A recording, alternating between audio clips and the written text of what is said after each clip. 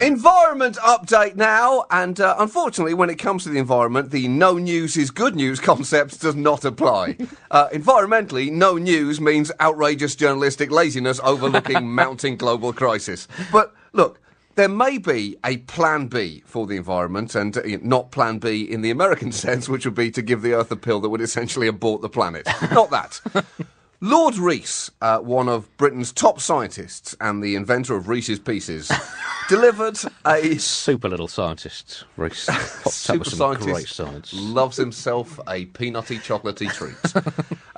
He delivered a major address on potential scientific backup plans if carbon emissions can't be curbed within a couple of decades due to, I don't know, probably debilitating disease of people not really being bothered enough to do it. Some of the options are apparently, essentially, hacking the planet's climate by launching mirrors into space, seeding clouds, and triggering blooms in the oceans. And if that sounds like a series of desperate moonshots, that's because they basically would be. Rees acknowledges that geoengineering is controversial and also admitted that it would be an utter political nightmare.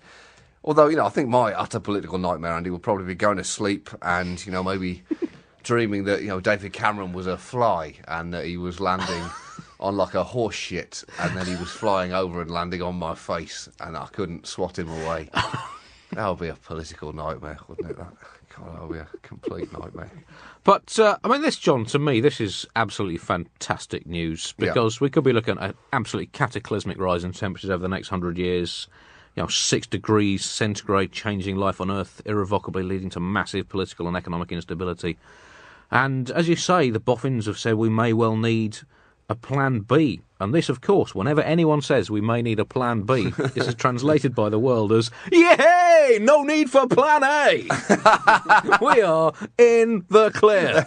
That is true. And also, this is the kind of language, John, that politicians will understand. Let's just take, as an example, you look at these mirrors, launching mirrors into space. If you tell little Vladimir Putin, no lover of the Russian Greens, that he's going to have to reduce Russia's carbon emissions by 20% over the next 40 years, well, he's just going to glaze over and start thinking about what journalist he wants bumped off next or how cool gulags were.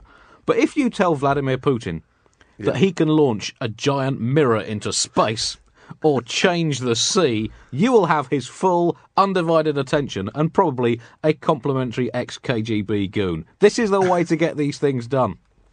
The mirror technique would apparently involve blasting mirrors into space and strategically placing them so that they reflect sunlight away from the Earth. Of course, the other option, Andy, would be to turn the mirrors the other way round to force people to see what complete self-involved short-termist arseholes they're being by not addressing this massive problem in any significant way whatsoever. That would be either way.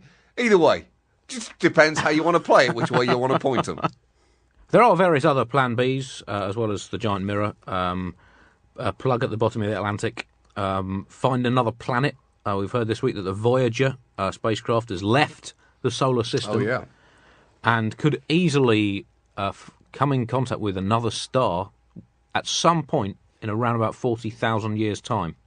And that star could easily have a planet attached to it. So that's something worth clinging to. Pray 2% harder at weekends. Also, with the ozone layer having disappeared, those prayers get up to God a bit faster as well. To combat rising sea levels, there is a possibility we could put all land on a 5-metre hydraulic platform. Alternatively, just ask Kevin Costner about stuff or leave our fridge doors open for 20 minutes every day. So, there are things we can do, John. Let's call those Plan C, Andy. In which case we can just ignore Plan B altogether. Failing all that, we can just fall back on the old tried and tested things to do in a time of crisis. Blame the gays, ban contraception, or call a jihad. So, Australia might not be quite as keen to step up to the global warming plate as it previously was. They have a new Prime Minister, Tony Abbott, described as a compassionate conservative. Two words that don't always go on. A lot of that compassion tends to be directed towards endangered billionaires. In fact, they've been conducting a breeding programme, I believe, in the global economy in recent years, and quite successfully. There are now more billionaires than there were. It's amazing. If only they could do the same thing with pandas. So Abbott got in. Australian politics has been a total fuck-up recently, as I'm sure you found when you were out there. Abbott replaced Kevin Rudd. And Rudd had initially replaced John Howard about 6 years ago, basically running on a platform of saying, I'm not John Howard. He was then ousted by Julia Gillard, running on the I'm not Kevin Rudd card. Rudd then counter-ousted Gillard, saying, I'm not Julia Gillard. And Abbott has now got in on a very powerful I'm neither Julia Gillard nor Kevin Rudd ticket. It's a dance as old as democracy itself. But his view on climate change, he described it as, quotes, absolute crap. Which is, I mean, you've got to admire his succinct analysis of reams and reams of scientific research, argument and counter-argument. Absolute crap. Science is 98% confidence, Andy. That's right. That's a fact. Or it's the fact of a 98% confident scientist. It's just witchcraft with a clipboard, basically. But I guess it shows, John, he's a conservative. And conservatives, to me, generally around the world, we've seen that conservatives are like a small magnetic boy at the bottom of a well during a coin-sharpening and wish-making festival. They fear change.